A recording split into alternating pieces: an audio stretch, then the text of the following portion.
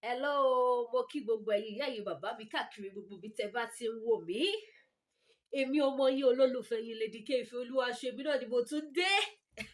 Mo tún ti gbé mi rọ̀dé o. Oyinmọ́mọ́ ó ládùn púpọ̀. Oyinmọ́mọ́. Mo tún gbé mi dé tó tún lóyin tó tún ládùn. Oyinmọ́mọ́ tó tún ládùn púpọ̀. Ẹ mọ̀ wípé bí mi ṣe wà ń sìn, tá bá sọ̀rọ̀ lórí ọ̀rọ̀ ẹ̀rọ ayélujára. Òfófó is my hobby. Ká ṣe òfófó. And the reason why ìtófófó fi wá jẹ́ hobby mi ni wípé òtítọ́ ti ṣe kíni ó ti kùtà. Èmi dẹ̀ máa ṣe òfófó fún yín. Ohun tá bá yín sọ tẹ́lẹ́nu wá ń rùn. Tẹ́mi bá wá ti rẹ́ni tẹ́ gbọ́rọ̀ sí lẹ́nu. Àwọn tó campaign fún yín. Àwọn tó sọ fún yín wípé ẹ̀yin ló kàn. Ẹ lọ dìbò fún ọmọ wa ní ẹjẹ́ ó ṣe. Tí bá ti wá rí wọn màá wá ṣòfófó wọn. Òfófó is my hobby. Make it share. Lady K. Ọlọ́wọ́ share lọ́wọ́ burúkú. Ìwọ lánàá ìwọ lónìí. Ẹ jọ̀ọ́. Am I communicating? Am I making sense? Bàbá ní Muyideen Ajani Bello lọ tún gbé wa débẹ̀ lọ́tẹ̀. Ẹbí wípé ta ló tún gbé wa débẹ̀? Ta ló tún gbé wa ṣàbàyè? Ta ló tún jẹ́ ká mọ bó tún ṣe ń lọ báyìí? Ta ló bá wa fún wọn lépè? Bàbá Muyideen Ajani Bello ni o. Ọ̀rọ̀ yìí ṣàyíkọ everybody one by one. Eléyìí ló ń pè wípé oyin biribiri oyin kan mi o. Ọ̀rọ̀ tó wà ńlẹ̀ yíyí kan mi o. Bàbá Muyideen Ajani Bello oyin biribiri oyin kan wá o. Èmi ló kan ti yí kan wá o. Oyin kan wá o. Oyin biribiri kan wá o. Oyin biribiri kan wá o. Oyin biribiri kan wá o. Èmi ló kan ti yí kan wá o. Ó ti yí kan bàbá Muyideen Ajani Bello. Àwọn la tún gbé titi wọn dé báyìí. Ọ̀rọ̀ tó wà lẹ́yìn ti yí kan wọ̀. Mo tẹ̀ wá láìkì bàbá mi yẹn. Kọ́ lọ jẹ́ rí wọn pẹ́. Kọ́ lọ jẹ́ kẹ̀mí wọn gùn. Bá wa ṣí ẹ̀. Ṣé mo pa wá ń tiwa? Àwọn èèyàn ò mọ̀ wá pa wá náà máa ń jí bọ́lọ̀ sọ̀rọ̀. Ṣùgbọ́n àwọn tí wọn àgbà àfà ni wọ́n. Gbogbo èèyàn ló mọ̀ wọ́n ló ní wàásí àgbáyé. Gbogbo òun èèyàn ló mọ̀ wọ́n ní ajíbọ́lọ̀ sọ̀rọ̀. Àwọn tó fi bá wọn bá lọ́hùn sọ̀rọ̀. Tí Ọlọ́run fi ń gbọ́. Àwọn èèyàn náà lọ́wọ́ tún wá bá a tún fi ṣe kí lọ́tún wá bá a fi bá sọ̀rọ̀ kejì. Tèmi àti yín wọ́n ní pé ká ṣe àmì ká dẹ̀ ṣẹ̀fẹ̀. Alọ́rọ̀ tó wà ńlẹ̀ iṣẹ́ breakfast ni kò sẹ́ni tí ò ní kàn. Oyún inú gan ṣì máa bọ́ síta ó ṣì máa wá jà fún right ẹ̀. No gree for anybody 2024 là ń sọ̀rọ̀ pa ẹ̀. No collect shit. No collect shit. No gree for anybody. Lady K ẹ̀fẹ̀ tí wọ́n pọ̀ jù. No gree for anybody. Baba Muyideen no gree for anybody. Baba Muyideen go gree for anybody 2024 la wà. Bàbá ti gbóhùn sókè. Bàbá ti sọ̀rọ̀. Ká ní bàbá ní olúgbòhùn ni. Tó máa ń tètè cash. Wàláì bàbá máa gbé jáde pẹ̀lú ọ̀rọ̀ tó wà lẹ́yìn. Ẹ gbọ́. Ká ní bàbá Muyideen Ajani Bello. Wọ́n ní olúgbòhùn má yẹ̀wò gidi ni. Wàláì ó ṣùwọ̀ fún mi bàbá máa lò. Àìdẹ̀wà lólúgbòhùn. Àìní máyẹ̀wò. Bàbá làwọn àyájọ́ Quran. Ìyẹn náà dẹ̀ máa ṣiṣẹ́. Ẹ gbọ́. Àyájọ́ nù Quran tí bàbá lò yìí. Wàláì yóò ṣiṣẹ́. Ẹ jẹ́ àjọgbọ́. Ẹ bá mi ṣí ẹ̀. Ẹ bá mi pín wọn gbóra ayé. Ṣé wọ́n tẹ̀ yìí? Àwa ta dúró tán. Ọkọ̀ máa kọrin kan pé àwa ta dúró dolúwa a ó tún agbára wa ṣe o. A ó fi yẹ gògé bí ìjì. A ó sáré kì yóò sì rẹ̀ wá. Àárín ààrẹ kì yóò mú wa. Àwa ta dúró ti Yorùbá nation. A ti wá ṣe kí ni a ti tún agbára wa ṣe. Ká máa jó ká máa yọ̀ ká máa rẹ́rìn ni. Àwa ta dúró wípé àníṣe orílẹ̀-èdè wa la fẹ́. Àwa ò ṣe mọ́ pẹ̀lú location 9. Ẹ jẹ́ a máa jó ká máa yọ̀. Ẹ jẹ́ a máa ṣe oyin biribiri kan wọ́n o. Ìyà tó wà lẹ̀ yìí kan wọ́n o. Ogun location 9. Oyin biribiri kan wọ́n o. èmi lọ́kàn ti yí kan wọ́n o àtúkọ mọ́lẹ̀ àkósókè ẹja gbọ́rọ̀ látẹnu bàbá ṣé ti subscribe èyí tẹ́ bá wò mí for the first time ẹ subscribe ẹ tàn notification bell yín ṣe rí lórí platform eléyìí a máa ń gbé confam wá a dẹ̀ máa ń káàṣì cruise gan a máa ń ṣẹ̀fẹ̀ gan new year new pattern new year new system gbogbo show mi ni mò ń kọrin mò ń ṣẹ̀fẹ̀ bẹ́ẹ̀ because ọlọ́run ti gbógo fọ́lẹ̀ wa ọlọ́run ti jà fún wa ó ti bá wa dójú tọ̀tá wa ó ti gbéṣẹ́ ńlá lé wọn lọ́wọ́ ó gbéṣẹ́ ńlá kó máa sunkún ebi ó gbélé wọn lọ́wọ́ ó gbéṣẹ́ ńlá kó máa ṣépè ó gbélé wọn lọ́wọ́ ó gbéṣẹ́ ńlá kó máa ronú wípé àbámọ̀ lélẹ́yìí o àbá ti máa ṣe ó gbélé wọn lọ́wọ́ ṣe lè mọ̀ pé àbámọ̀ kò kí ń ṣáájú ọ̀rọ̀ ó máa kẹ́yìn ọ̀rọ̀ ni nígbà tá a pariwo Yorùbá nation bàbá Muyideen Ajani Bello have never come outside to support us yes bàbá Muyideen Ajani Bello bàbá have never come out a second kó wá sọ wípé no Yorùbá nation ló lè ṣe but now ó ti wá bẹ́ pé dé àlọ́rọ̀ tó wà lẹ̀ yàjúwé yàjúwé yàjúwé yàjúwé mílíọ̀n lẹ́fọ̀jọ́júmọ́ ké ẹja gbọ́rọ̀ kò ní gùn ṣókí ni ó yá. ẹdẹ tọ́ga àbí wọn ò kọ́rú ẹ̀ lẹ́kọ̀ọ́ ńgbà náà ẹ wá wà wá àwa yìí náà làwa di ẹgẹ kalẹ̀ bí ẹ bá sọ ọmọ yìí tó ẹsẹ̀ débẹ̀ yìí tó lọ rèé faná ní gbogbo láyìn tó faná láàrin ìgboro tá a fi wọ Ìbàdàn bá a bá ti dé challenge tá a fi wá kódà kí lè dàpọ̀ bọ̀ ọ̀yà ilé mi Ọlọ́run fẹ́ wọ́n faná débẹ̀ ọwọ́ akú náà gbòòrò tá a máa lò àwa ń ra dísù gbogbo owó dísù yín tí Ọlọ́run ọba gbà lọ́wọ́ yín fún wa àárẹ̀ ni ó fi ṣe ti ń bẹ lẹ́mìí tèmi nù nǹkan mi lè wà lẹ́mìí ẹlòmíì o tọ́ra àkókò lágbára àmọ́ tá a fẹ́ ṣe fún yín.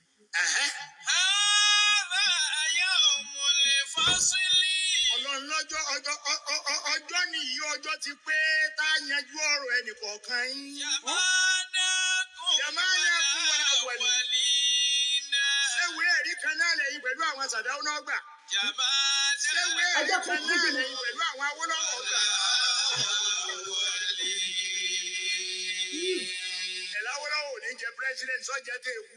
Ẹ̀yin Yorùbá yìí náà ni ẹ̀yin rádaràda. Èèyàn rádaràda tí èrònú dáadáa pẹ̀lú ọmọnìkejì èrònú ọwọ́ akú tání ìṣe wa ń pariwo rẹ̀ bàbá wa Awólọ́wọ̀ bàbá ṣé bàbá tàǹbà bẹ́ẹ̀ tó ń sọ pé bàbá wa Awólọ́wọ̀ tàǹbà bá tiẹ̀ bàbá àti olóòkọ ni kò dáa kọ ẹ̀. Jagaba ni. àbí. Jagaba. ẹ jẹ́ àjọ wọn lónìí gbogbo ntẹ́yìn olóṣèlú yìí ń dáwọ̀ yá wàláyé Ọlọ́run bá ní ọ̀jẹ̀ yín yàfà àbí. Mo lọ ìkójọ mi wọ́n mú mi dé Banana Island. Kí ló ṣẹlẹ̀ bẹ́ẹ̀? Wọ́n ní 1 billion ni wọ́n ń ta plọ́ọ̀tì kan bẹ́ẹ̀ 1 billion. Pépà sì ni. Aláwọ̀ ọ̀pọ̀ lórílẹ̀‐èdè yìí náà kí n láyè ṣe ilẹ̀ tí wọ́n sì ọ́ sí èlò wọn fẹ́ rà. Àmọye. Yàmánà kún wàlá wàlí náà. Ẹ dákun irú owó tí wọ́n ń wá fi ń ra tí a fi ń ra èplọ́ọ̀tì ilẹ̀ kan ní Banana Island ṣé ilẹ̀ ẹbẹ̀ góòlù ní bẹ́ẹ̀ kọ̀mọ̀ sí góòlù ń bẹ gbogbo ẹ̀ náà mo máa wò káàkiri. Kílẹ̀ iná lọ sí ẹ̀rọ tó ní síríìtì mẹ́ lára ẹ̀yin wèrè olórí burúkú yìí náà ẹ ní síríìtì mẹ́ àwọn ẹbí sì ń pa àwọn aràn yín. Tinubu náà ní lélẹ́kọ̀ọ́. Family house yìí ọ̀dà bí wọ́n ti bí ọ̀dà ọ̀sá fún wọn bẹ́ẹ̀ wá lọ ọbẹ̀ wọn ojú ti lọ́ọ́ bá padà wálé. Jàmáà kún wọn àwọn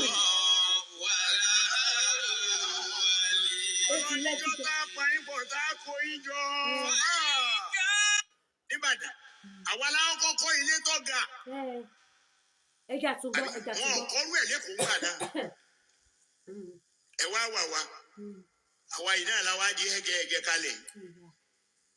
Bí ẹ bá sọ ọmọ yìí tó ẹsẹ̀ débẹ̀ yìí tó lọ rèé faná ní gbogbo láyìn tó faná láàrin ìgboro tá a fi wọ Ìbàdàn bá a bá ti dé challenge tá a fi wá kódà kí lè dàpọ̀ bọ̀ ọ̀yà ilé mi Ọlọ́run fẹ́ wọ́n faná débẹ̀ ọwọ́ akú náà kú tá a máa lò àwa ń ra dísù gbogbo owó dísù yín tí Ọlọ́run ọba gbà lọ́wọ́ yín fún wa àárẹ̀ ni ó fi ṣe. Ẹ ṣàmì. èpè ló kàn báyìí àwọn bọ́ta tèpètèpè ni nǹkan mi lè wà lẹ́mìí tèpètèpè ni bàbá Muyideen jáde ń tiwọn àkúkú lágbára tá a lágbára àmọ́ tá a fẹ́ ṣe fún yín.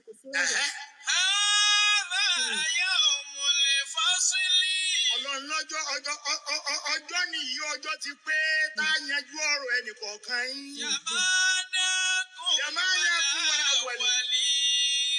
Ṣéwé ẹ̀rí kan náà lẹ́yìn pẹ̀lú àwọn Sàdáwó náà gbà.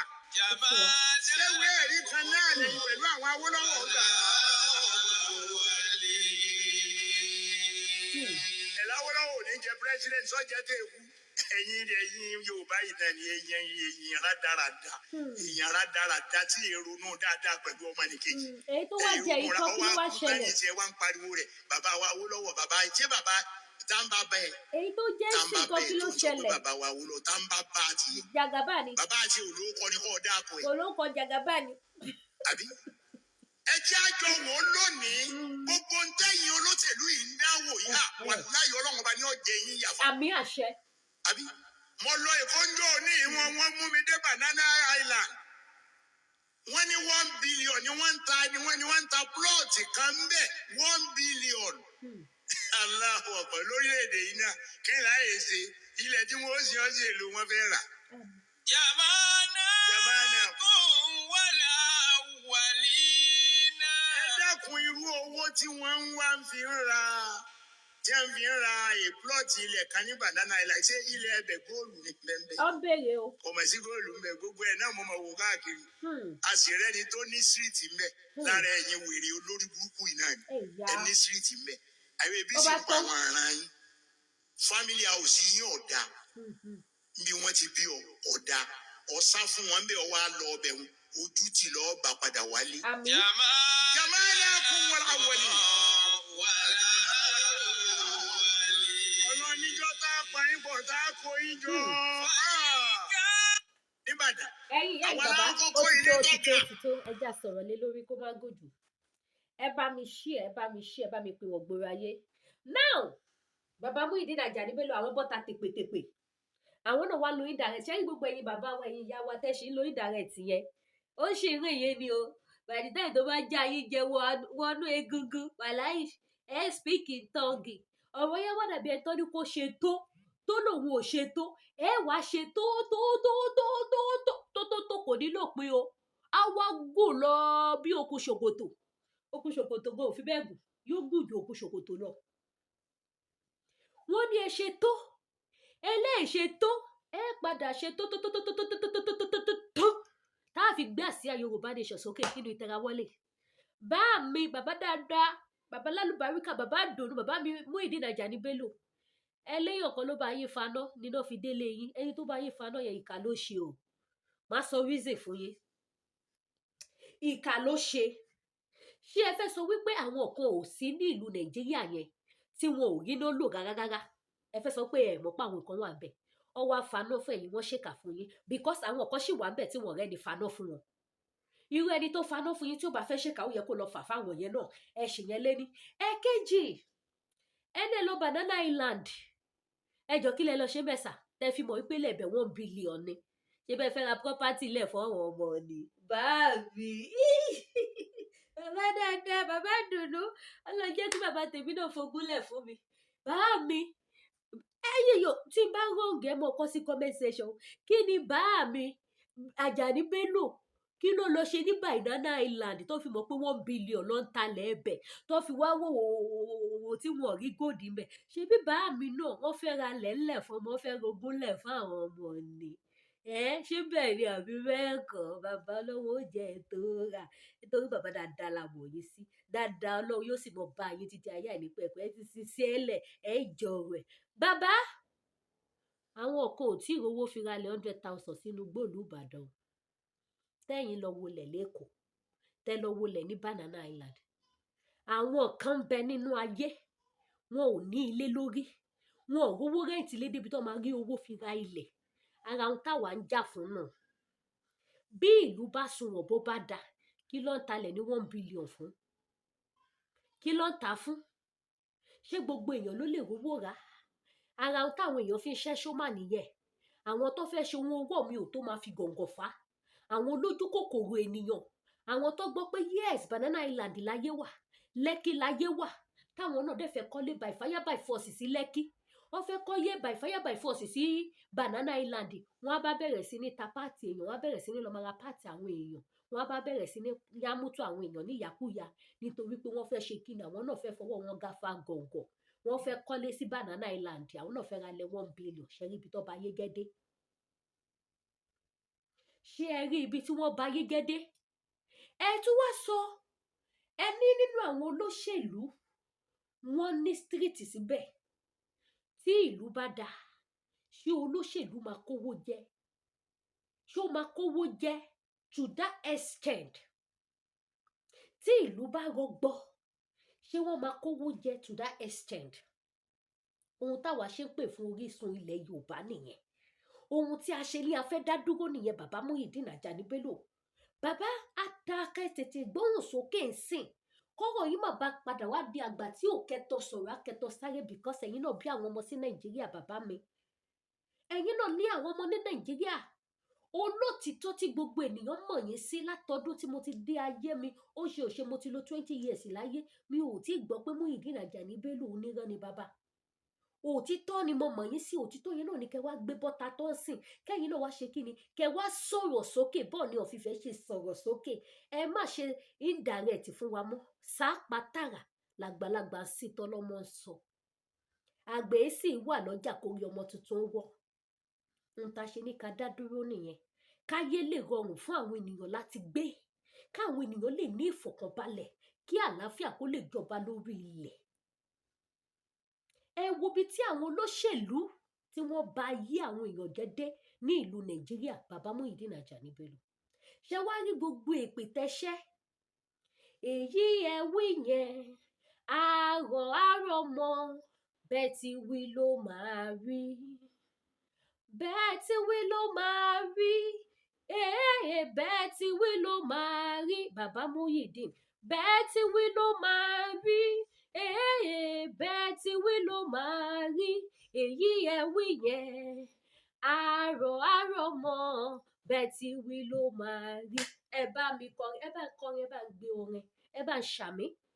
Bàbá Muyideen Ajani Bello, gbogbo ń tẹ́ sọ yẹn, àrọ̀ mọ́ àṣìágùn. Gbogbo àwọn olóṣèlú Nàìjíríà, àìsàn ló máa gbẹ̀yìn ayé wọn. Gbogbo owó tó kó jẹ àìsàn ló máa fi wò. Gbogbo iṣẹ́ ibi tí wọ́n ṣe àìsàn ló máa fi wò. Wọn ò ní lálẹ́. Wọn ò ní láyọ̀ ní ìkẹyìn ayé wọn. Inú ìnira ló máa kú sí. Inú ìdààmú ló máa kú sí. Inú ìfòòró ló máa kú sí nítorí wọ́n ti tẹ̀jẹ̀ aláìṣẹ̀ sílẹ̀ jù. Wọ́n ti pa àwọn èèyàn lẹ́kún jù. Wọ́n ti kó ìfòòró bá àwọn ọmọ ènìyàn jù. Wọ́n ti fi ebi pa mẹ̀kúnnù jù. Bàbá, à ń retí yín o. Ìtẹ̀sí sọ yìí kò tí ṣàgàtó. Ẹ jáde tán jàre bàbá. Kò sí ohun tó fẹ́ fi yín ṣe. Ẹ gbọ́, kò sí ohun tó fẹ́ fi yín ṣe. Ẹ jáde tán, ẹ sọ̀rọ̀ tán. Ẹ jẹ́ kó mọ̀ bó ṣe ń lọ. Ẹ jẹ́ kó mọ̀ pé lákọlẹ̀ wà. Ẹni Ọlọ́run pè níyìn náà. Bẹ́ẹ̀ kì í ṣe ìránṣẹ́ Ọlọ́run mọ́ ni. Why you dey fear? Ẹ voice out tán bá mi tó gbá ski. Ẹ̀yin bàbá wọn lẹ́tí gbọ́ látẹnu Muyideen Ajani Bello, bàbá wa, bàbá oníwàásí àgbáyé. Èpè làwọn gbé jáde fún wọn pa sí gbégbégbé gbà. Gbogbo ẹ̀yin olórí wa gbìṣ. Àìsàn ni ó pa yín gbà. Ikú gbọ́dọ̀ pín ilẹ̀ 1 billion. Wàhálà sí wa. 2024 ilé ti kẹ́. Ìdùnnú kan ṣubú láyọ̀ lọ́tún lósì ní 2024. Ayọ̀ kan gorí ayọ̀ ni, ọlá ń gorí ọlá. Ìgbéga ń gorí ìgbéga. Ọlọ́run ó ṣe, Ọlọ́run ó ṣe, Ọlọ́run ó ṣe, Ọlọ́run ó ṣe. Ọlọ́run ò kó máa lọ bẹ́ẹ̀. Tá bá ti gba Yorùbá Nation wa kálàáfíà kó jọba. Yorùbá Nation, ẹ kọ sí comment section, no going back. Yorùbá Nation, no going back. Yorùbá Nation, no going back. No retreat, no surrender. Ìgbòho Òòṣà, iṣẹ́ tẹ̀síwájú. Ìgbòho Òòṣà, iṣẹ́ tẹ̀síwájú. Owó bàbá Dámì máa bá ṣe ẹ lọ. Bó ṣe jẹ́ nìyẹn. Ẹ ṣé gan ni mo dúpẹ́ lọ́wọ́ gbogbo ẹ̀yin tẹ́ wo ètò mi. mo dúpẹ́ lọ́wọ́ gbogbo ẹ̀yin supporters club mi, mo dúpẹ́ lọ́wọ́ gbogbo ẹ̀yin alátìlẹyìn tẹ́ ẹ̀ share program mi sínú àwọn WhatsApp group káàkiri. Ẹ bá mi jù sínú WhatsApp group ẹ jẹ́ káwọn èèyàn mọ̀ pé yes ọ̀rọ̀ tó wà lẹ́ o ti kàn ní Wàsíù Àgbáyé o. Oníwàsíù Àgbáyé ti sọ̀rọ̀ sókè pẹ̀lú èpè. Àwọn ò tí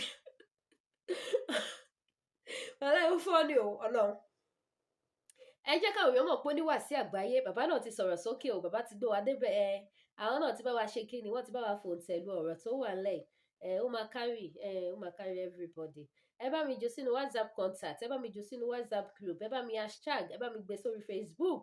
Mo fi ọ̀nà Olódùmarè bẹ̀ yín. Kò ní sun yín kò ní rẹ̀ yín níwọ̀nba ìgbà tí ò ti sún èmi Lady K Ìfẹ́ Olúwaṣọ nínú ìrìn àjò Yorùbá Nation tí mo dúró tọkàntọkàn tí mo sì ń jèrè ìrìn àjò náà because tó bá jẹ́ wípé ìfẹ́ ènìyàn ni à ti bì í wó ṣùgbọ́n nítorí tó jẹ́ ìfẹ́ Ọlọ́run ni kò sí mímì kankan tó lè yẹ kò sí nǹkan kan tó lè ṣe.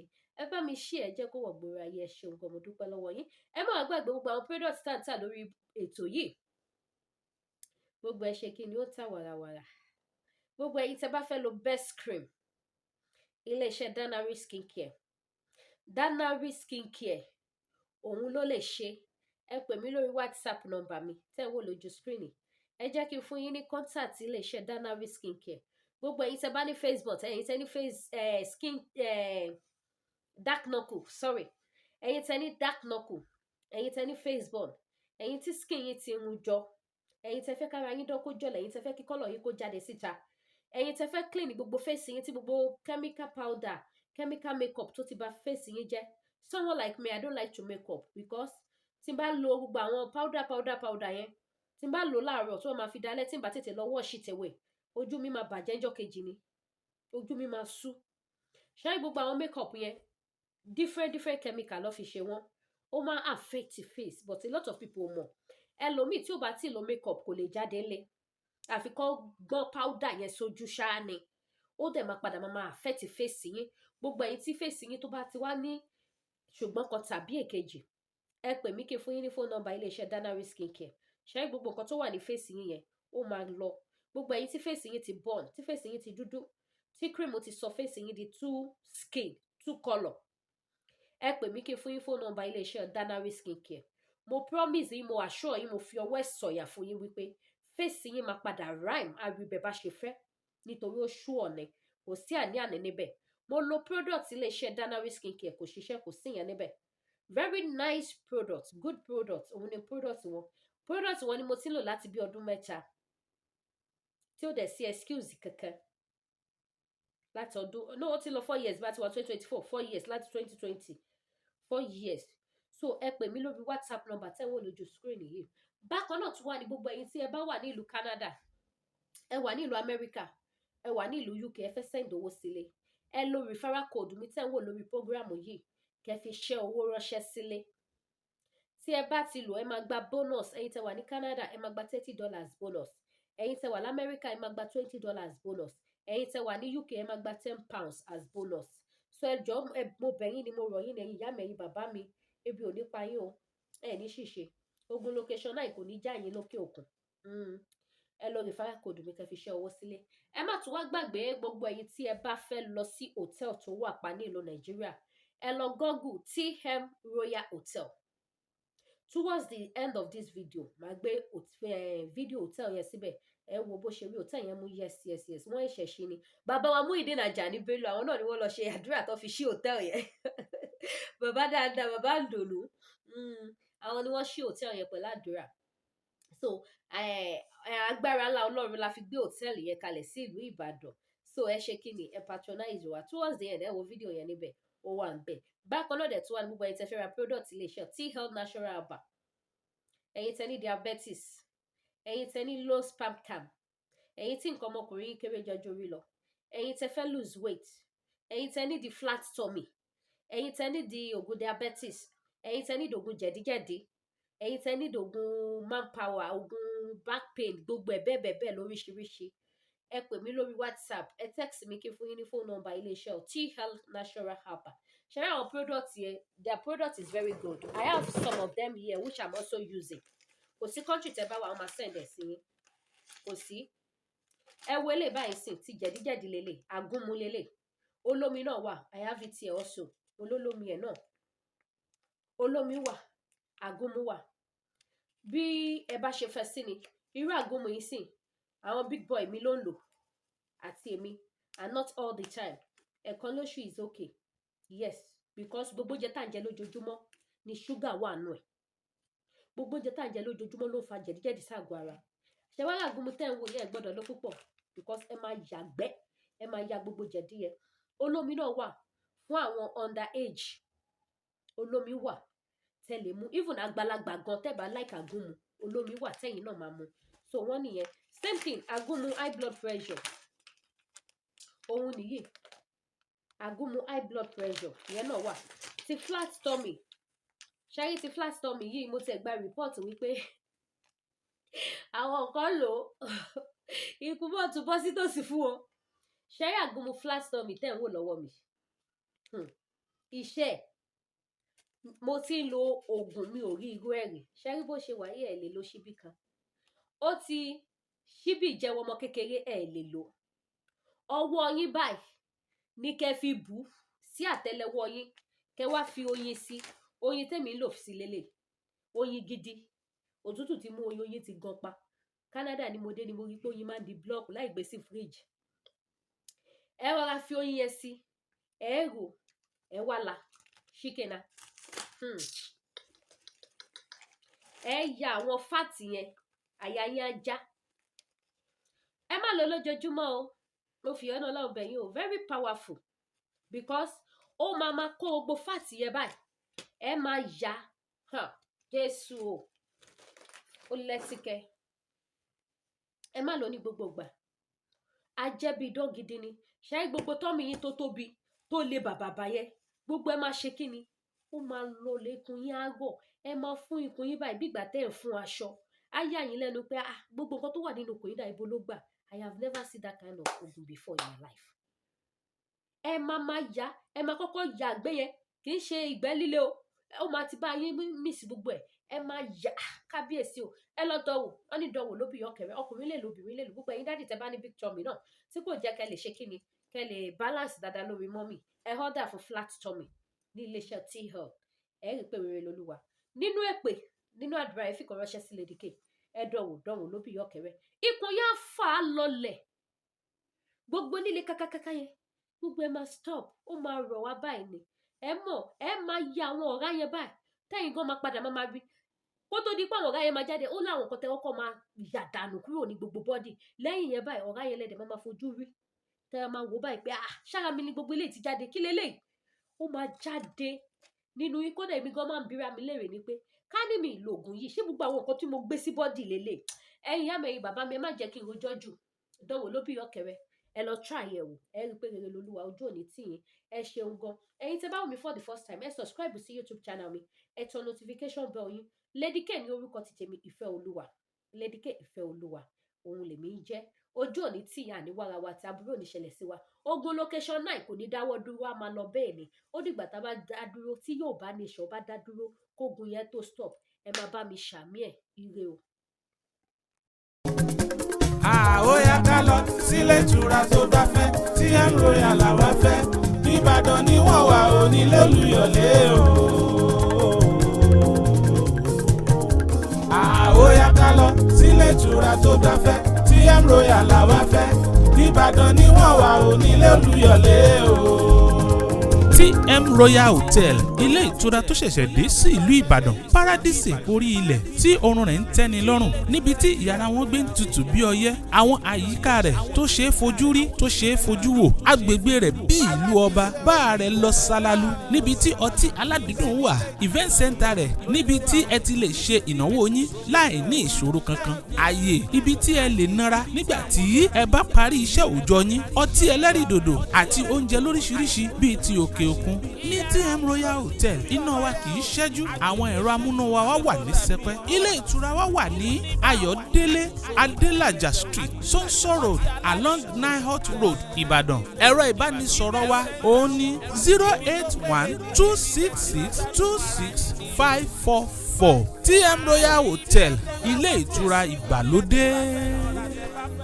TM Royal Hotel. This is a new paradise in Ibadan where comfort is paramount. Our rooms are conducive with chilling AC and jacuzzi. We have a glad and serene environment where the surroundings are like overseas. The bar is exceptional in the imported drinks. We have an event center where your gigs can be sorted out without no issue. A place of relaxation where you can bring your stress to an end. In TM Royal Hotel, our power always available. There is a maximum security for you and your properties. TM Royal Hotel, located at Ayodele Adelaja Street, Sonso Road, along Nayot Road, Ibadan. Our telephone number +234 81 266 26544. TM Royal Hotel, the new standard of comfort.